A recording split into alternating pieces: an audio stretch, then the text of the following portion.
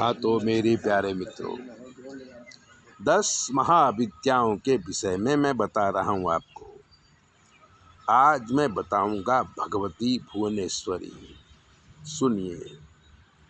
देवी भागवत में वर्णित मणिद्वीप की अधिष्ठात्री देवी हिरण्यलेखा मंत्र की स्वरूपा शक्ति और सृष्टि कर्म में महालक्ष्मी स्वरूपा आदि शक्ति भगवती भुवनेश्वरी भगवान के शिव के समस्त लीला विलास की सहचरी हैं।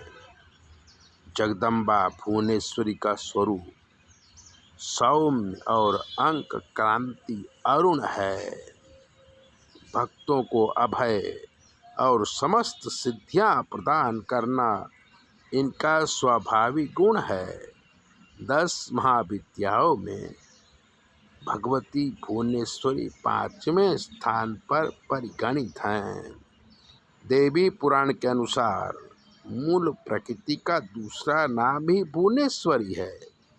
ईश्वर रात्रि में जब ईश्वर के जगत रूप व्यवहार का लोप हो जाता है, उस समय केवल ब्रह्म अपनी अव्यक्त प्रकृति के साथ शेष रहता है। तब ईश्वर रात्रि की अधिष्ठात्री देवी भुवनेश्वरी कहलाती हैं। अंकुश और पाश इनका मुख्य आयुध है। अंकुश नियंत्रण का प्रतीक है और पाश राग अथवा आसक्ति का प्रतीक है। इस प्रकार सर्वरूपा मूल प्रकृति ही भुवनेश्वरी है, जो विश्व को वमन करने के कारण वामा शिवमयी होने की चेष्टा तथा कर्म नियंत्रण, फलदान और जीवों को दंडित करके कारण रौद्री कही जाती है।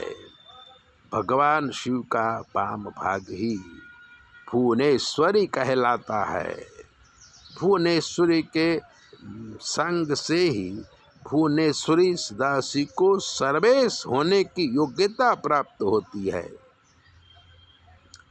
महानिर्वाण तंत्र के अनुसार संपूर्ण महाविद्याएं भगवती भुवनेश्वरी की सेवा में सदा संलग्न रहती हैं। 7 करोड़ महामंत्र इनकी सदा आराधना करते हैं। 10 महाविद्याएं ही 10 सोपान हैं।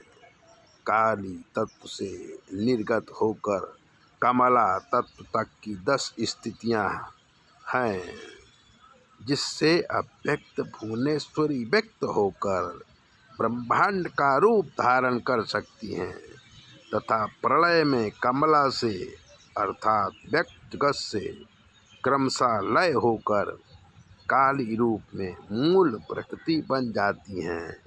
इसलिए इन्हें काल की जन्मदात्री भी कहा जाता है। काल की जन्मदात्री कहा जाता है। इस प्रकार बृहन लील तंत्र की ये धारणा पुराणों के विवरणों भी तुष्ट होती है कि प्रकारांतक से काली और भुवनेश्वरी दोनों में अभेद है। अव्यक्त प्रकृति भुवनेश्वरी ही रक्त वर्णा काली है।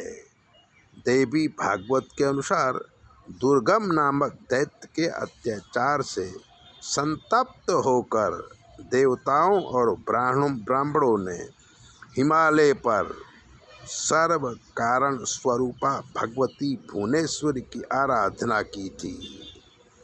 उनकी आराधना से प्रसन्न होकर भगवती भुवनेश्वरी तत्काल प्रकट हो गईं। वे अपने हाथों में बाण, कमल, पुष्प तथा शाक मूल लिए हुई थी। उन्होंने अपने नेत्रों से अश्रु जल की सहस्त्र धाराएं प्रकट की। इस जल से भूमंडल के सभी प्राणी जीवित हो गए। समुद्रों तथा सरिताओं में अगाध जल भर गया और समस्त औषधियां सिज गईं।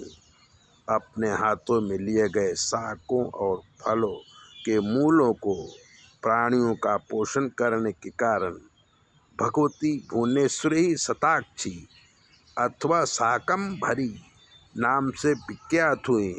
उन्होंने ही दुर्गमासुर का वध करके और जो वेद अपहरण कर लिए गए थे उन वेदों को ऋषियों को और ब्रह्मा जी को सौंपा था। भगवती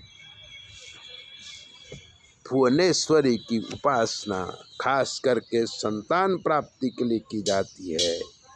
अगर संतान नहीं है तो भगवती भुवनेश्वरी की उपासना करना चाहिए। ऐसी ही विद्याओं के विषय में जानने के लिए चैनल को सब्सक्राइबर कर दीजिए, लाइक कर दीजिए, घंटी दबा दीजिए। अगर आपके जीवन में कोई कष्ट है तो 9825200108 पर फ़ोन कर लीजिए। 9825200108 ये हमारा नंबर है। व्हाट्सएप नंबर भी यही है। आप फ़ोन करिए, ज्योतिष के सारे समाधान हम आपको बताएंगे। चैनल सब्सक्राइबर करना न भूलें। जय भोले।